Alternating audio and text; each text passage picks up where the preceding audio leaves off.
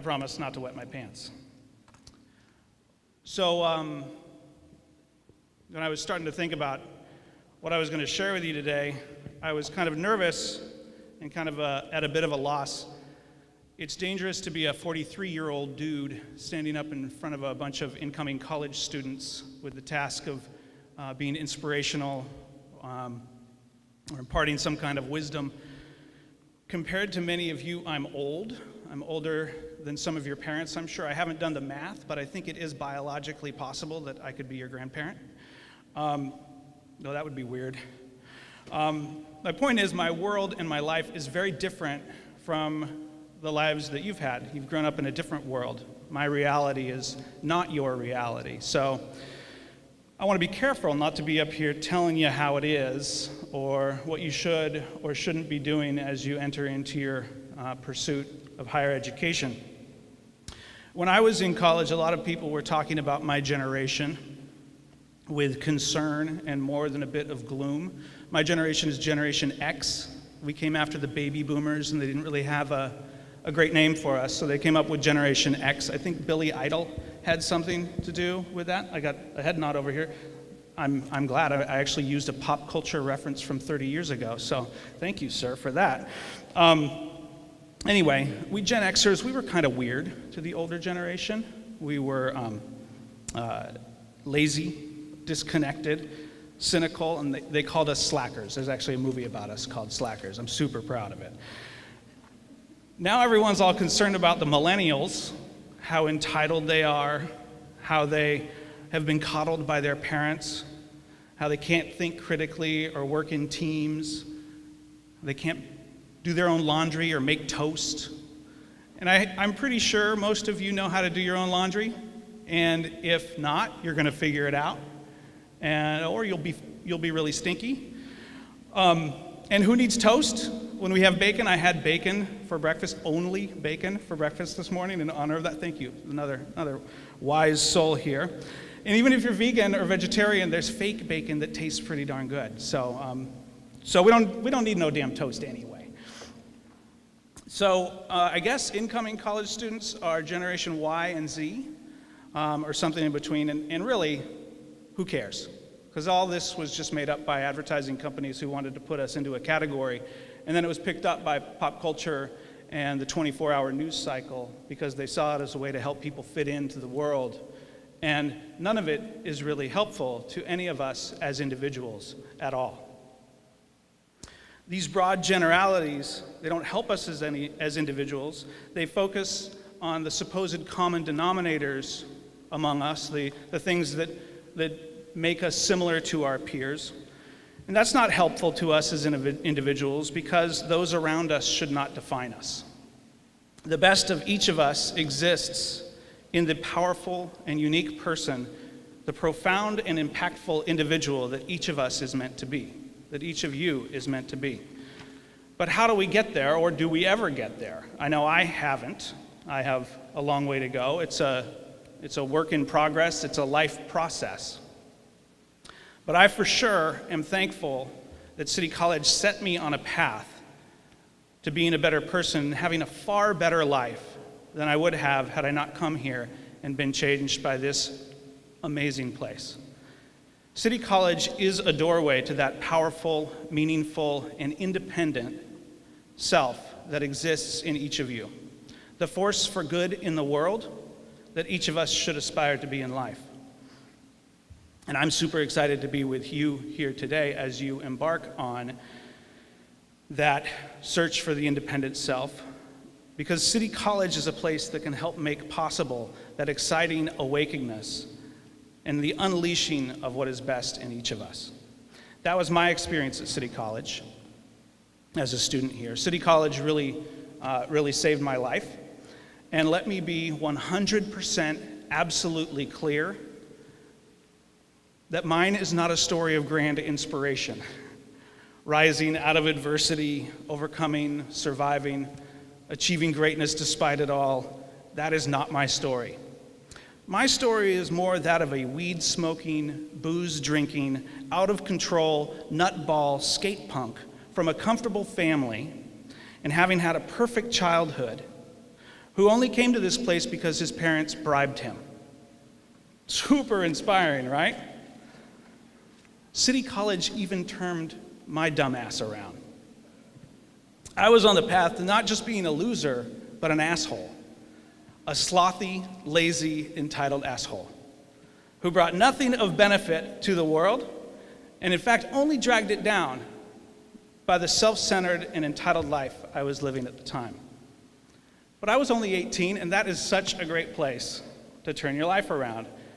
And City College made that happen for me, and it happened quick, super quick. One semester, bam, I knew this was where I wanted to be. First thing, the professors are top-notch.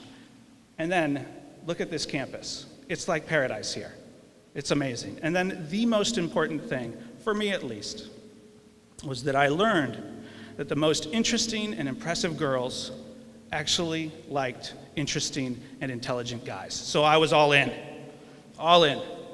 After that first semester, almost straight A's, went on to the president's list, transferred to a 4-year college, graduated with honors, and went on to have a very fun and exciting career that's been very rewarding, and that is still very rewarding for me, and where I'm able to have a positive impact on the world. Some of you might be like maybe a little bit like I was back then, adrift. I was a jerk, not ready to be an adult. I was wanting to focus on the fun diversions that were abundant in my transition to adulthood, pardon me. Some of you actually have overcome. Some have faced discrimination based on who you choose to love, or your gender identity, or your race or ethnicity. Some of you have minds that learn in ways for which the world and public education is not necessarily designed. Some of you might not have parents or family who are supporting in your educational pursuits. Some of you might have had to fight like hell to get where you're sitting right now. And that's freaking awesome. So congratulations. And congratulations to all of you for being here in this very special place. You all should be proud. So City College is really for all of us. It's a community that welcomes and supports you for who you are, but more importantly, it welcomes and supports you for who you aspire to be, even if you don't know what that is right now. That's fine. So with fear as an old dude offering advice to a group of people who are mostly much younger than myself, there are a few points I want to make. I have 3 very simple bits of advice, or kind of rules to live by, as you embark on your educational path here at City College and on in life. They're very simple. Take care of yourself, take care of other people, and don't be an asshole. That's it. I think they make sense to most people who are not psychopaths. And my point here today is that City College is the place where you can become the unique and powerful person that you are meant to be and that you want to be in life, while also living in accordance with these very simple but sadly increasingly rarely followed rules. Take care of yourself, take care of other people, and don't be an asshole. When I say take care of yourself, I don't mean look out for yourself in some winner-take-all approach to life. You're starting college, you're adults. City College will help you gain the knowledge and skills necessary to take care of yourself. At a minimum, financially, through a vocational pathway that City College allows you to choose. There are so many different paths to choose from here. You can be a radiologist tech, the marine scientist, the artist, the engineer, the esthetician, the nurse, the automotive technician, the geographer. You can choose what you want to do with your life when it comes to work. And what a gift that is, rather than being subject to the whims of the market and our economy and society. City College can prepare you for a future where you get to choose what you do professionally. But to achieve success here, you also have to take care of yourself by taking responsibility for yourself. Again, most of you are adults now. Your mom should not be calling your professor to argue with her about your grade or anything. That's just embarrassing. Don't miss class and then blame your professor because you've done poorly on a midterm or a final. If you go out and get hammered, number one, be really careful. This is really important. In the news today, it was announced that a UCSB student, a 20-year-old, accidentally overdosed and died recently.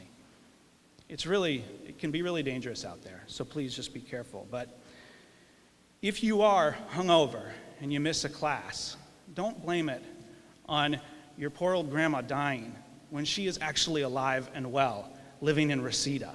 The "my grandma died" excuse doesn't fly with professors at City College. They're on to you. So take care of yourself. One of my passions is backpacking. I go off in the woods for a couple weeks and get all filthy, commune with nature. It's a real tree hugger activity. I really like wild animals, and I actually look for bears and follow bears when I'm on the trail, which is an idiotic thing to do. But I like random animal facts. And one interesting animal fact that I think is relevant has to do with, not that guy, whoa, look at that. I'm losing control here. I've lost control. Well, it doesn't matter. If we could get there we go. That little guy is a lemming. He's a little guy. Lemming lives in the northern hemisphere. In North America, it lives mainly in Canada. And it turns out, this is a scientific fact, the lemming is the animal kingdom's most committed bed and breakfast provider. Of all the animals that run hotels, the lemming is the most committed. The lemming's most main predator is the weasel. If we could go to the next slide, I would. Thank you. There he is. That's not a love grip. Most of the year, the lemming lives in a little hole that it digs for itself, and then the weasel finds that hole, comes in and kills the lemming and eats it. And then it moves into the lemming's hole. It plucks the fur off the lemming, making a nest and lining the walls and floor of the lemming's hole with the fur of its prey.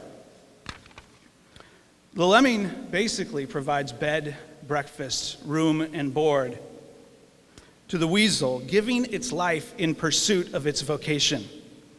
It loses everything: its home, the skin off its back, and its life. Don't be the lemming.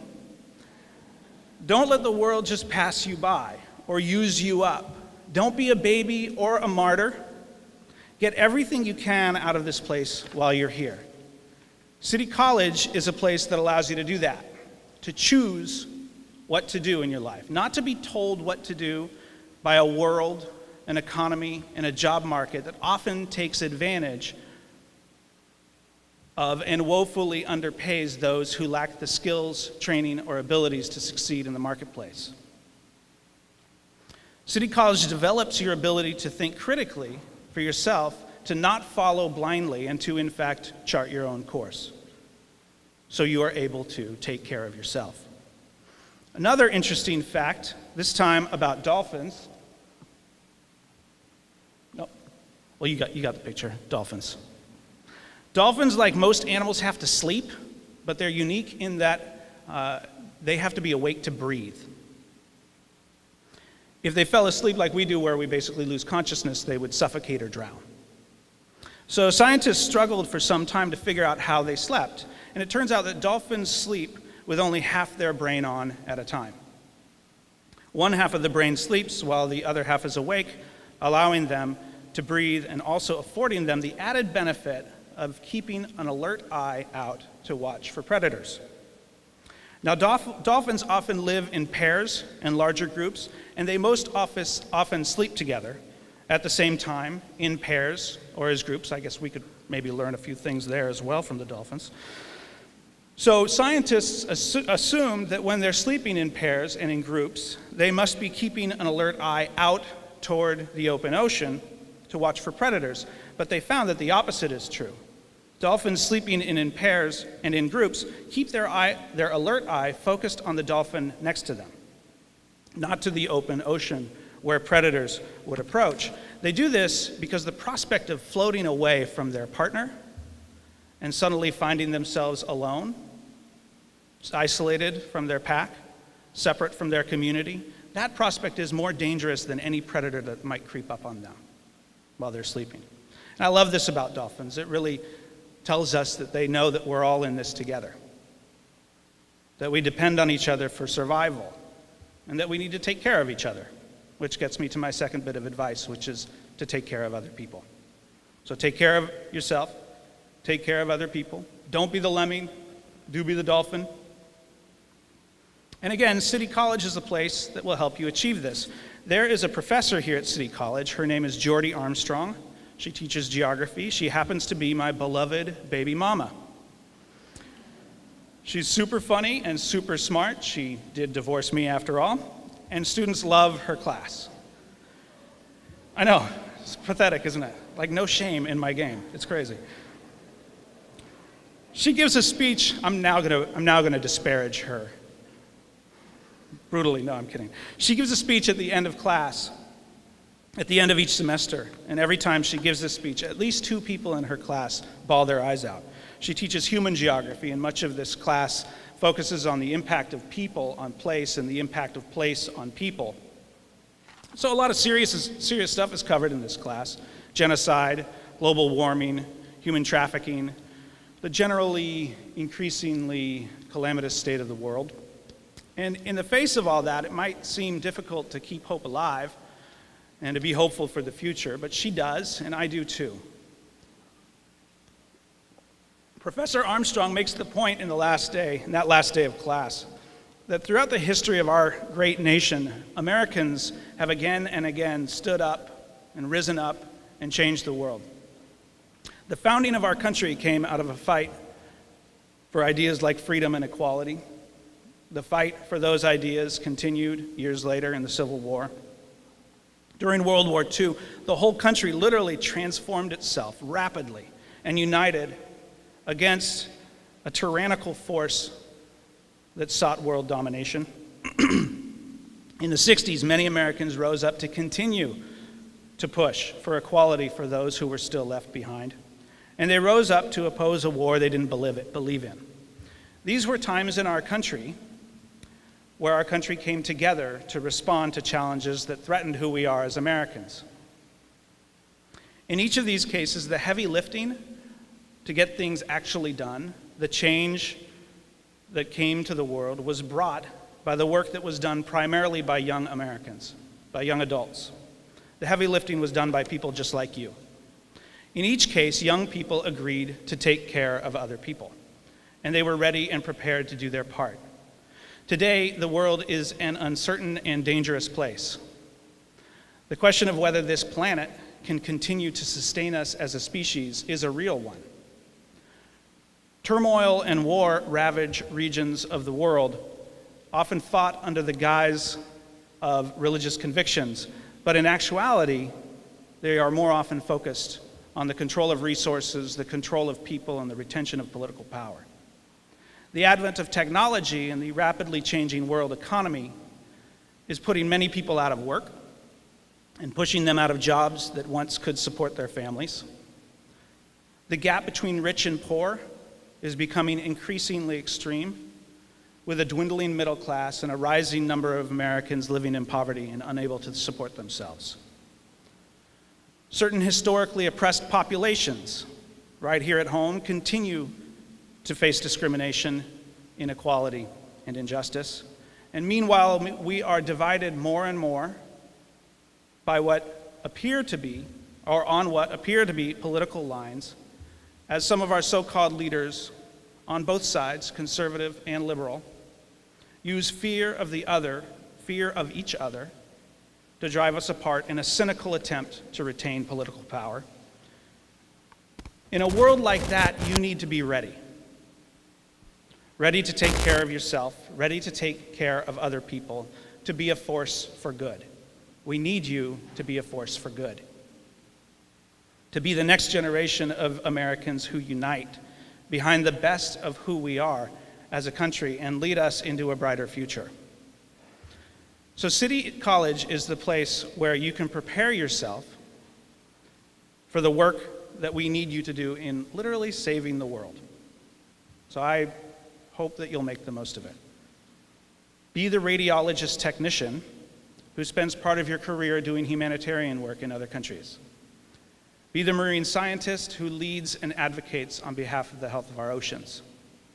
Be the automotive technician who volunteers at the high school auto shop class to inspire and guide a younger generation just like you. Be the engineer who designs new low-cost, environmentally sensitive energy alternatives to provide energy to low-income populations around the world. If your plan is to get rich, or if you come from a wealthy family and you are going to inherit that wealth, become a philanthropist. Invest some of that money in the human capital of other people. Be the teacher, be the nurse, and be like Geordie Armstrong, who came to City College as a 16-year-old, having fled an unstable and unhealthy home, living in an emergency shelter for teenagers. She'd been told that her sister was the smart one, and she bombed out of the conventional high school system because for years nobody bothered to identify or address what she now calls her most fantastic dyslexia. She remembers the day sitting in Joe White's philosophy class at City College when she decided she wanted to be a City College professor. And after having put herself through college and graduate school with little help from anyone, that's where she is today, inspiring the next generation of leaders to save the world. So I'm not here to tell you what to do because I'm old and I know better, but I do beg of you to do everything you can to gain every bit of knowledge, suck up every meaningful experience, engage with your community, use City College and these critical years of your life to become the powerful, impactful individual that you were meant to be so you can help save the world. Fight to keep that idealistic notion that you can save the world. Don't let the world drum that out of you, so that when you're called or when you're ready to lead, you're able to step up and do it. Don't do it for me. I've already lived half my life. I got a 10-year-old daughter, maybe do it for her, but most of all, do it for yourselves. Take care of yourself, take care of other people. And to that last bit of advice that I have for you today, don't be an asshole. The first two, taking care of yourself and taking care of other people, those actually do take work. And City College is here for you, but it's up to you to make the most of it. It does take work. This last one, don't be an asshole, this doesn't take work at all. This is just a choice. And I don't need any anecdotes from the animal kingdom to explain why it's the right thing to do. It is just the right thing to do. Choose to be a good person. Choose nice. Give more than you take. There are enough assholes in the world already. So the advice I've shared with you today is pretty simple, but the purpose is pretty daunting. I'm counting on you to save the world, so the pressure is on, right? Now, I hope to inspire you to action with hope and optimism rather than pressure you with guilt or fear. I say this because I know right now some of you might be a little bit nervous, maybe feeling a little pressure already, maybe downright scared by the fact that you're entering into a huge new phase of your life. Entering into adulthood, in some ways, many ways perhaps, doing this alone, growing and changing, taking risks like you never have before. I felt that too, the fear of failure, the fear of starting something new, the fear of being left out or missing out, FOMO. It's really natural, it's totally natural, but once again, City College is there for you. There's a great book, appropriately entitled Loneliness, which traces the evolutionary roots of the human condition of loneliness to the dawn of humanity. In fact, our species and the success of our species has very much depended on the fact that we feel loneliness. If you think about it, the worst place you could be when we were living out in caves and on the savannah was isolated, separate from the pack, with all the saber-toothed tigers running around and everything. That was the worst place you could be. The worst form of punishment, other than death in the Middle Ages, was banishment. In modern prisons, it's solitary confinement. Throughout our evolution, those of our species who more acutely felt the pains of loneliness were more likely to reproduce because they sought the comfort and safety of packs, then tribes, then villages, communities, societies, and to where we are today. Community and connection with one another is at the core of our species. And building a sense of community and those kinds of connections is also at the core of what Santa Barbara City College tries to provide. The people who work here are, for the most part, spectacular. They're here to support you, and as a student, you'll be surrounded by some of the funniest, smartest, and most interesting people you will ever meet. Whether they be professors, students, or staff, the opportunities to connect and build a community or a crew, a posse, a network, whatever you want to call it, those possibilities and opportunities abound at City College. So you won't need to look far, and it won't be hard. Just go through the first few days when you got those butterflies in your tummy. Everybody's got them. I sure did. I do right now, as a matter of fact. I suggest that you follow the advice I provided about taking care of yourself, taking care of other people, and not being an asshole. And most importantly, at City College, if you put your mind to it, I believe you'll find the powerful, amazing, impactful person that you're meant to be.